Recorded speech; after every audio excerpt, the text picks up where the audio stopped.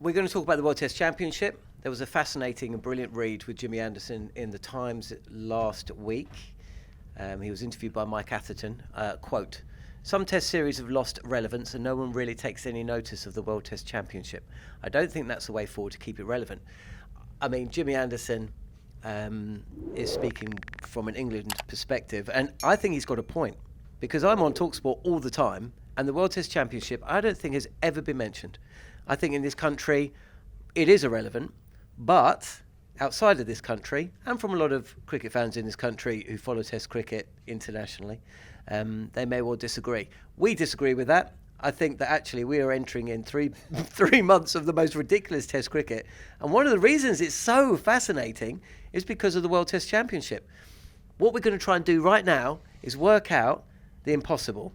Not the Duckworth Lewis Stern, but who is going to be competing at Lord's in June in the World Test Championship final. Prior to New Zealand winning 3-0 in India, it was going to be Australia against India. Now it's anybody's guess, right? So we're going to go through it series by series, and at the end of it, we will all have our predictions for who's going to be in the final. All right, shall we start with the big one? The first one, the Border Gavaskar Trophy. Now, we can do this test by test. I am more than happy to do that. But can I just get a quick off-the-cuff score? And you're pretty good at predicting 4-1s. Yeah. Scoreline for the Border Gavaskar. I'll predict it again, 4-1. 4-1-2? 4-1 to Australia. I think India will win a toss on a flat one and get a big score and win a test match. But they look shot. And no Rohit Sharma for the first couple of tests. That's big. I just think. And I don't think Australia are playing that great either. But I just think, own back garden, I fancy Australia to win 4-1. Manners? 4-0, because it rains in Sydney. So that'll be a washout. And I think that India's batting looked very long in the tooth to me. I mean, I think Virat and Rohit, you might say Rohit's a big loss, but he's turning 38. Captaincy more than anything else. Well, right, okay. Well, I think his runs are important as well. But I honestly, I really actually can't see India. I can't see who's going to score the 160, 180 to back up a big one. If they could score 480, 500, who's going to score those runs? So I'm going 4-0 Australia. An embattled team, down on their luck, poor recent run of form, without a key player, going to another part of the world. That's how we describe New Zealand. And they just won 3-0. India beat Australia after being bowled out for 36 with, remember, Shardul Thakur, Natarajan. I mean, nobody knew who Mohammad Siraj was before that series. You're just sitting there, 4-0, 4-1. This conversation wouldn't be taking place if cricket worked that comfortably and that easily. Australia just lost to the West Indies. Yeah, but I just go on the sort of the history and the way they've just played. They've just beaten Australia twice. But they've got a better record in Australia than England do over the last. I've got no confidence that India can go to Australia, having just watched them play against New Zealand. Whether there's contributing factors, whether the IPL auctions got on the mind of a few players, and by that time the mega auction will have happened, and some will be happy, some will be unhappy. I just think India look as though you talk about when you did the opener, like World Test Championship. I don't think it really means a great deal. I agree with what Jimmy's saying, and what you're saying there about the next few months. It is going to be. I'm more worried about the World Test Championship in a way that if India or Australia don't get to the final, where's Test cricket? That's what's exciting me about the World Test Championship over the next 3 months. Because if India don't get there, which it looks like they won't, if Australia don't get there either, if we get to something like a Sri Lanka, South Africa World Test Championship final at Lord's, that could be the beginning of the end for Test cricket for me. Can I just address Jimmy Anderson's comment before, or at least don't forget to allow me to address it.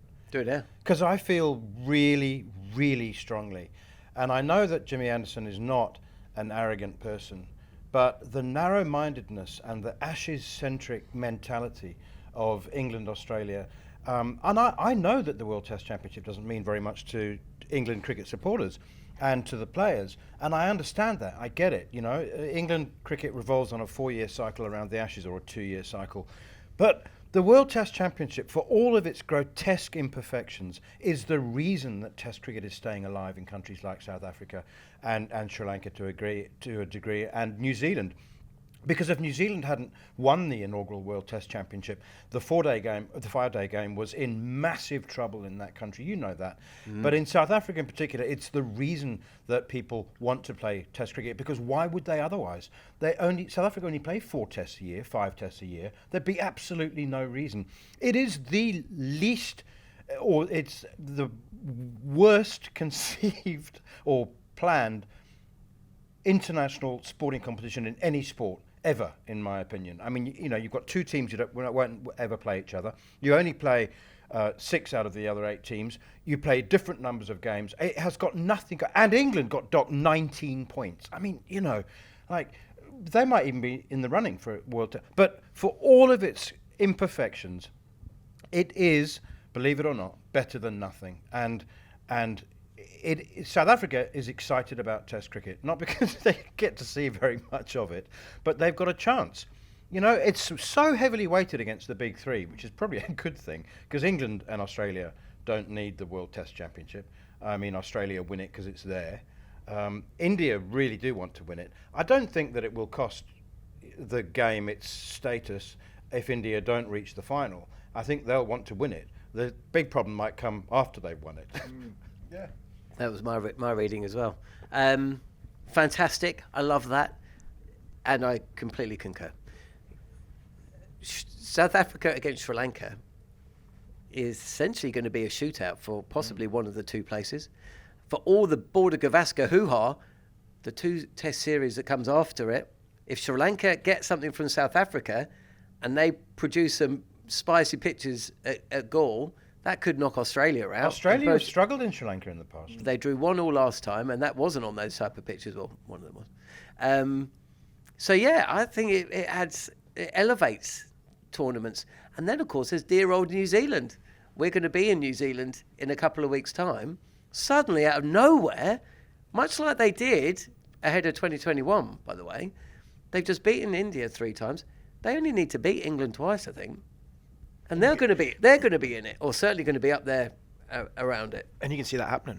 Well, let's get on to that. I think you can let's see get that on to that in a minute. So, what we're going to do is we're going to put down our predictions, okay? Now, Harmy, on this screen here, if you just pull that towards you, you just click on there. We've got this excellent predictor. So just go to the top, and if you click, you think Australia are going to win 4-1, right?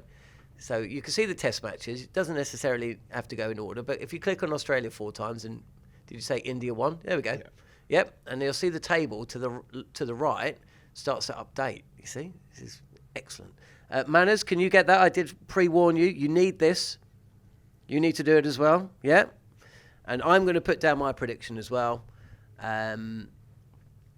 So we shall see. Okay, so I'm going to predict that Australia are going to win the Border Gavaskar, but I think it's going to be a bit closer.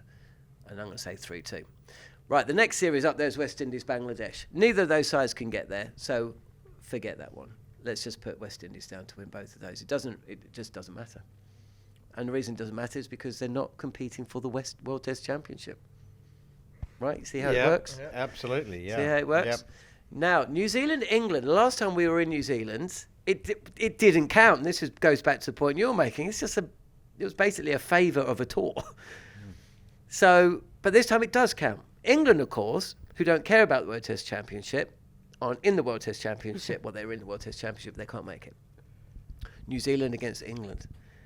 Now, that, for me, is a bit of a toss of a coin. I think New Zealand...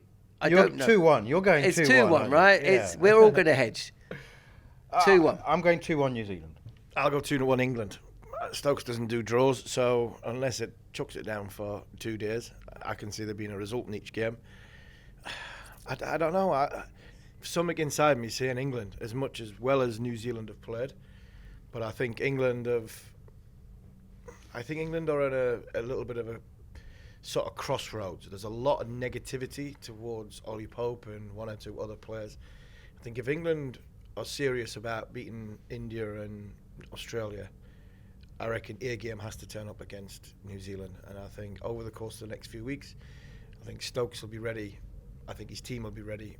and I can see England either winning 2-1 or, dare I say it, 3-0. I can't see 3-0 England at all.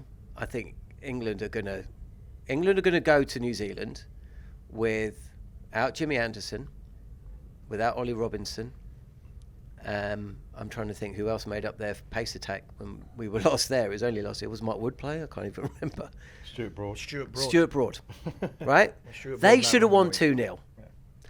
New Zealand went into that test match with Scott Kugelheim, Blair Tickner. Trent Boult was down the road doing, whatever he was doing. Neil Wagner basically didn't play a lot of cricket. He was pensioned off after that. And there was no Cole Jamieson, no Matt Henry. I think they got a better bowling attack this time around with Henry, O'Rourke, and I imagine it could well be Tim Southey's final hurrah. There's not going to be a reliance on spin. Who England play, I don't know. Bashir, I guess. How is Bashir going to go there? Is he going to play? I think New Zealand have got the second best pace attack in the world in terms of incisiveness and depth. I think they're really, really strong. And we're talking about Trent Boult and Tim Southey moving on. But look at the next generation. I mean, Kyle Jameson as well. Really strong. It's a shame Sears and Jamieson are injured. Nathan Smith might play, which will be interesting. He's got a good first-class record, and he's going to give solidity to the batting order. Phillips will be their spinner. And Kane Williamson's got to come back. I think 3-0 England is a push. I think you're going to see a different England. I think you're going to see a more focused England, a more driven England. I think there's been, like I said, a lot of negativity towards the likes of Ollie Pope and this England team and the arrogance and the way they play. I can see a ruthless, I think, a steely determination from England this time. I think it has to. I mean, if they don't turn up there with that mentality, I'm worried about the squad a little bit. But I would be. But three spinners, no keeper, no reserve batsman. But on the other hand, debutant at 6. You only need 11 players to play, and it's 3 back-to-back games, which is where the squad comes in. I think England, but I think if you get off to a good start and you perform well in the first test, you win the first test, the likelihood is you won't make too many changes. I think England have been chopping and changing quite a bit to try and find what their best bowling unit is going forward, and the reason why they left Jimmy Anderson out and said to him, thanks very much, but we need to find out the next ones. I think they have to go there. I'd be looking at maybe, if I was in charge of that group now, I'd be going there trying to make minimal changes as possible. This is our best 11. We win the first test. If we can go same again second test, we go in that mentality. We go same again second test, and we go with a ruthless streak. I didn't think they were that ruthless when they were out there last time. I thought they let the foot off the gas. It was 1-1. I think if England had a bit more sort of drive to win both test matches, I think they would have won both test matches last time. So it has to be a different England. It has to be a more focused England and a more, we are here to do a job rather than what it's been a little bit like. I think it's been a little bit like we're here to enjoy ourselves. I think they've got to go the other way. They've got to be ruthless now. This is the business end of if Stokes and McCullum's tenureship. They've got 13 test matches till the end of that, or 14 test matches, 13 against, arguably 2 of the best countries in the world, 3 of the best countries in the world. And I think England have got to be steely-eyed and focused. If they're not, then I worry for what's going to happen in the next 12 to 18 months. If Jordan Cox doesn't score runs in the West Indies, if he arrives in New Zealand, on a similar streak, I mean, he's scored 19 runs from 50 balls in his international career so far. And he's got to keep wicket, which he hasn't done for 6 months, and bat at 3. And Zach Crawley and Ben Duckett are wonderful, but he won't bat at 3. If Crawley hasn't, he won't bat at 3. He'll bat at 7, won't he? 7. Okay, bat 7. Bat 7. Right. Pope will bat at 3. Yeah, for all 3 tests. All 3 tests. We have to. I mean, you have to give Ollie the 3 tests, and then when Jamie Smith becomes available again, then the management have got a decision to make. But again, I'll come back to the fact that you mentioned the names that are in county cricket. Ben Stokes I think he's 100% right. Our best 6 batters, frontline batters, are out there at this moment in time. Ollie Pope is still one of our best players, but there gets to a point where you have to go, this is actually being cruel to the player now, and you have to leave him out. It doesn't matter who is not good enough to replace or is not as good as Ollie Pope. But I still don't think that moments there yet. I think we've seen it. He's got 100 in the summer, got 100 out in India when everybody's writing him off again. I still think he's one of our best players, and I'd stick with him at number 3. If Cox does go well and scores runs, well, it makes me even more believe that England can win 2-1, 3-0. Okay. Well, it matters. Are you going to put down 2-1? Well, actually, I mean, that knocks it New Zealand out, actually, whether it's 2-1 down or 3-0. Depends how other results go. I think New Zealand, 5 teams in contention for a place in the World Test Championship final. That in itself, John, I think is brilliant. And we've got 3 months to go of the World Test Championship. Two, but basically, because Australia and Sri Lanka play right at the end. But with 5 teams in contention, that in itself is a vote for this very imperfect beast. So I've put New Zealand to win 2-1. Harmy's put England to win 2-1. I've gone 2-1. And you're putting down 2-1 New Zealand. Same as me. Okay. Right then. South Africa, Sri Lanka. This for me is the battle for the other place. Or could well be. But we don't know, which is why we're talking about it. It's great. You're going to be with us in New Zealand. You won't be working on this series. What sort of team will South Africa have out? Will it be full all guns, Kiki Rabada, Onrik Nokia, the full South Africa A team, not the B team, not the D team, but if it's going to be the A team, is it going to be South Africa A?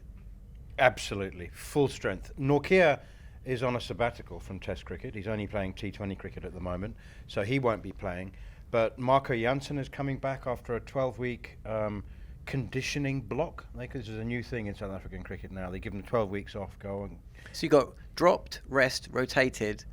What did you conditioning block and sabbatical. Yeah. That's a top 5 for you. It's going to be... And they only play 5 test matches a year. It's a strong South African team, I tell you. I mean, Keshav Maharaj is in the form of his life, and they've just won 2-0 in Bangladesh comprehensively. So it'll be South Africa's strongest team. And they play at Durban. See, this is Durban. This is it, Durban and Port Elizabeth, which is the exact venues they played at 4 years ago when Sri Lanka became the first team from Asia, anywhere in Asia, to win a Test series in South Africa. They won 2-0. They played at those venues. So there are... Great scheduling. There are players in the South African team who are looking at the administrators going, why are we not at the Wanderers? Because we're playing Pakistan at the Wanderers. Doesn't it always rain in Durban as well? Bad light, yeah. It does rain a lot, but always bad light guaranteed. But look, I think Sri Lanka are playing really well. And Sri Lanka are playing really well. They've just beaten well. New Zealand 2-0. They beat England at the Oval, and they are going into this series knowing they don't need to win 2-0. They need a win, though. They need a win. Yeah. You're going 1-1, aren't you? I've just got a feeling you've got to throw in the old South Africanness about it as well. I'm going 2-0 South Africa. I think Rabada, especially at Kingsmead, if it does come in and there's a bit of bad light about and it does zip about a bit, I think Rabada stands up for South Africa. I fancy South Africa 2-0. Manners? Yeah, Prabhat Jayasuriya might cause a problem. He's one of the left-arm spinners in great form at the moment. But I'm going 2-0 South Africa. I just, Rabada has benefited from, you might almost say, excessive rest. He's not just rested. He's rested so much now that he's absolutely bursting at the yeah. And he's just got 300 test wickets? 300 test wickets, yeah. Great achievement. Okay, so you're saying 2-0 South Africa. Yeah. You're saying 2-0 South Africa. I'm going to say 1-0 South Africa with a draw. Just got a feeling something's going to happen. There's something about it. There's only weather draws these days. I mean, there's no other reason. Yeah, but there's also going to... it could. Yeah, I'm going to go with draw, but also you've got a team in Sri Lanka who are going to fight tooth and nail not to lose. Just think, I've just got a feeling. Okay, South Africa, Pakistan. Boxing Day test at Centurion, and then the New Year's test at Cape Town. It's difficult. Depending on what's happened against Sri Lanka, it's difficult not to see 2-0 South Africa, isn't it? I mean... Pakistan have got to play well soon. They've got to. Well, they just... they're too good. I mean, some of the players that they've got... Really? They just beaten England. They've just done it. Yeah, England, I mean, I think their players... Yeah, that was on That was 2 players beat England, 3 players beat England. Right. So now they're going to go where those 2 players aren't going to be, and that's why I think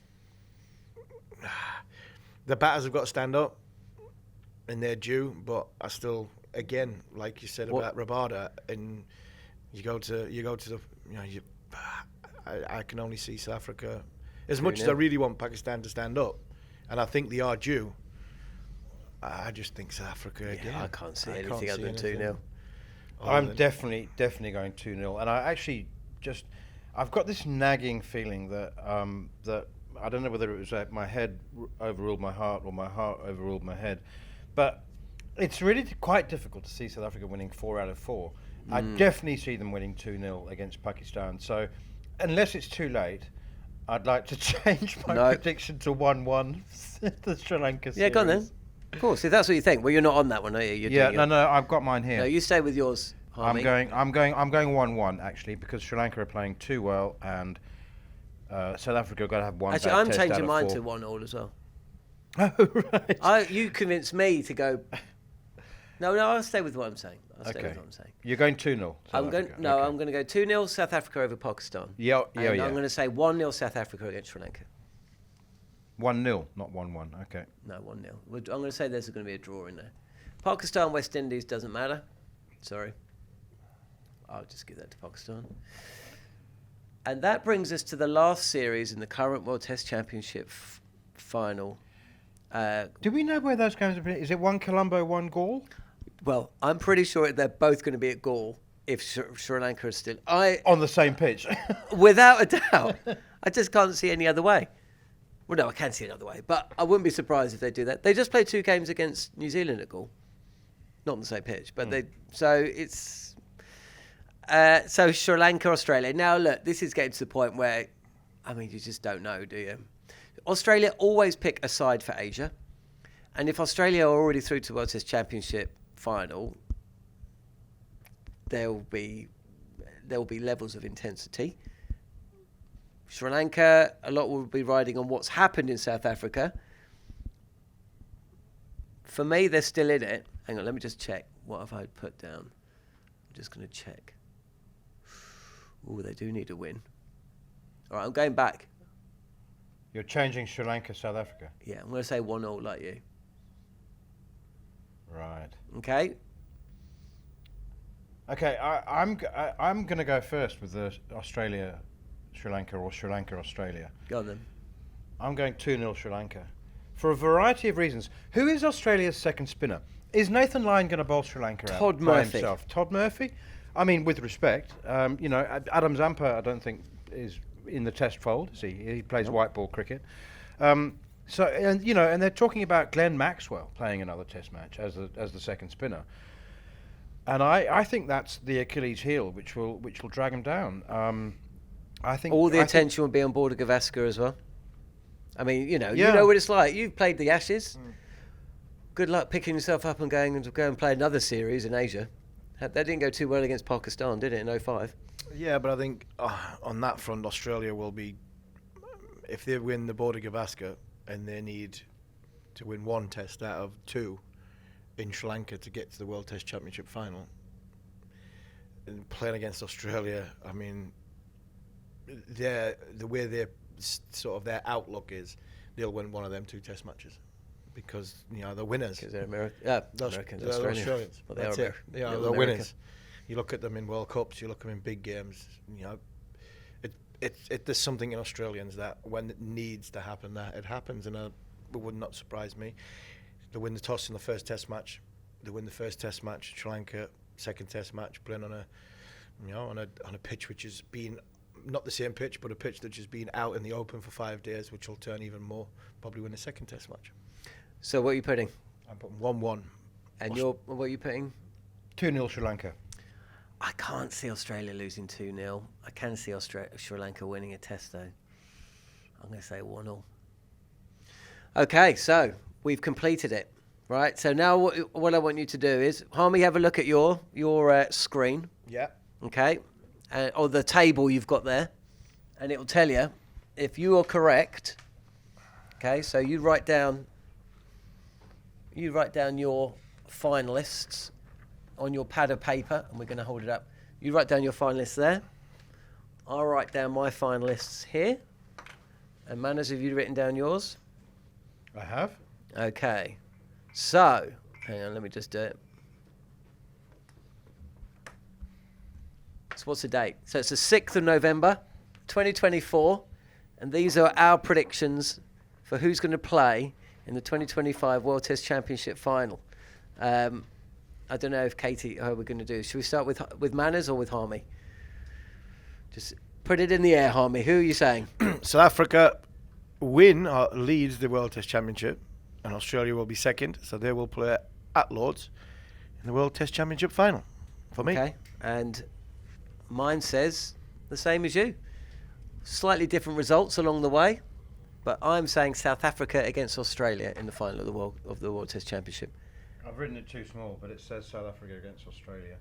Do you know what the predictor? I've got this is the predictor says that South Africa will play ahead of Sri Lanka if these results go. If they win 2-0 against Australia by 0.15%. That's absolutely. That's Harmy's. Oh, that's your predictor. one says. My prediction, because I've gone 2-0 Sri Lanka. They on the prediction, and I did this a little earlier. That's why I know. That they would miss out by less than 0.2 of a percentage. There'll be a few Sri Lankans asking for a decision review on that one. But on that front, if it gets that close, then what we haven't factored in. I mean, bear in mind, England. Overrate penalty. England have been docked 19 points. Well, that's what ruled Australia out of the 2021 you have to final, wasn't it? Yeah. Overrates. Yeah. And we haven't factored. I know draws aren't part of the game anymore, but there will be at least one or two for reasons that we have yet to find out why. So it's still very close. But so we're all in agreement. It's South Africa against Australia. I think it'll be South Africa against Australia. Going off that, especially that last two Test matches. Sri Lanka against Australia. If Australia need to win, if they win Border Gavaskar and they go to goal and they need to win one of the two, they'll win one. For me, they'll win one of the two because that's what Australia do. I've just clicked on mine. So if Sri Lanka do win 2-0 rather than the 1-0 which I predicted, then it will be a Sri Lanka-South Africa final, and that will be hilarious. I'm just going to say, which is the least desirable commercial final? But both from a television point of view and a crowd point of view. If it's South Africa or Australia, are there enough expats in England and London to fill Lord's? No, I don't think there is. Not for the length of time that the game is. Maybe it's a one-day game. Yes, I think not a Test match. I think Sri Lanka New Zealand final would be the worst possible result for the ICC. Anyone who is invested in that tournament and is expecting eyeballs. It would be very interesting, but they'd have to move it to Huntington Cricket Club. Play on the nursery. Have a few picnic play on the nursery ground. But there it is. There's your predictions. We'll see if we're right or wrong, because we've all kind of come up with the same thing. One thing we can agree with, though, along with the fact that the teams, you can't tell me that the World Test Championship doesn't make all of this more interesting. My worrying thing is looking at that is England are in 6th. England want to be the best team in the world. They've got off the back of this. So at the end of that World Test Championship, again, when you look at my screen in front of me, and in January 2025, Australia versus Sri Lanka, after that series, before the final is announced, England are in 6th place, and they've got to play 5 Test matches against India and 5 Test matches against Australia. I mean, 2 years ago, I thought that England could win the Ashes in Australia. Well, Harmy, that is a conversation for another video. And just final word, just to Jimmy, actually 2 final words. Jimmy, people do care about the World Test Championship for all of its, as I said, imperfections. And secondly, none of these teams, because England can't reach the final, whoever reaches the final won't have played a Test match for 5 months. What a thought that is. It's another one of its great imperfections. I've just got this image of Jimmy Anderson watching this video in a darkened room, eating peanuts, and muttering about you.